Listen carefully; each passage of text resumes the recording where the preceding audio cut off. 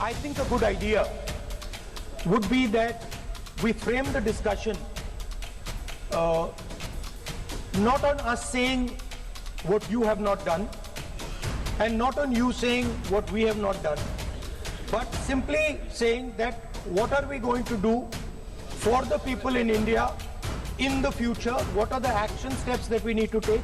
वंदे मातरम से लेकर चुनाव सुधार और एसआईआर पर चल रही सियासी तकरार के चलते संसद के शीतकालीन सत्र के आगाज के बाद सदन का माहौल लगातार गर्म ही रहा था, लेकिन शुक्रवार को लोकसभा की कार्रवाई जब शुरू हुई तो नजारा कुछ अलग ही था।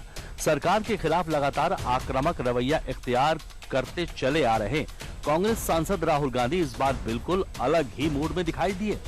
मुद्दों पर सरकार से भिड़ने के बजाय इस बार राहुल गांधी सहयोग का हाथ बढ़ाते दिखाई दिए, वो भी ऐसे मुद्दे पर जिसने दिल्ली से लेकर देश भर की सांसें भारी कर रखी हैं।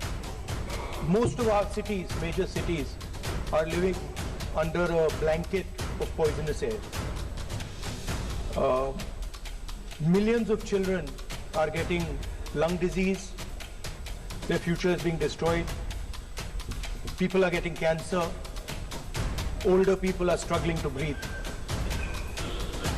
This is a interesting issue because I'm certain that there will be full agreement between the government and us on this issue. Rahul की इस अपील पर संसदीय कार्य मंत्री किरण रिजिजू ने भी पॉजिटिव रिस्पांस दिया और सदन के सामने ये साफ किया कि सरकार पहले दिन से ही हर मुद्दे पर चर्चा को तैयार है। Opposition Rahul Gandhi ji has made a statement in the form of suggestion. The member of the Congress party in the Business Advisory Committee had also raised this issue and some other parties, and from the government side also. And government from the day one had made our position very clear that on all important matters, government is ready to discuss and also to find out solution, taking along the suggestions from all the members, including the principal opposition party led by Rahul Gandhi ji. Rahul Gandhi द्वारा उठाया गया मुद्दा business advisory committee के संज्ञान में भी लाया गया है।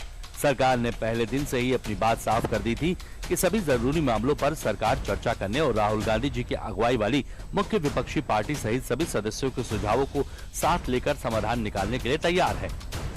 दरअसल दिल्ली समेत देश के कई इलाकों में इन दिनों प्रदूषण का स्तर बेहद खराब लेवल पर पहुंच चुका है, जिसकी वजह से लोगों को स्वास्थ्य समस्याओं का सामना करना पड़ रहा है। ऐसे में संसद में वायु प्रदूषण का मुद्दा उठने के बाद अब जल्द ही इस पर चर्चा के बाद इससे निपटने के लिए एक्शन प्लान बन सकता है।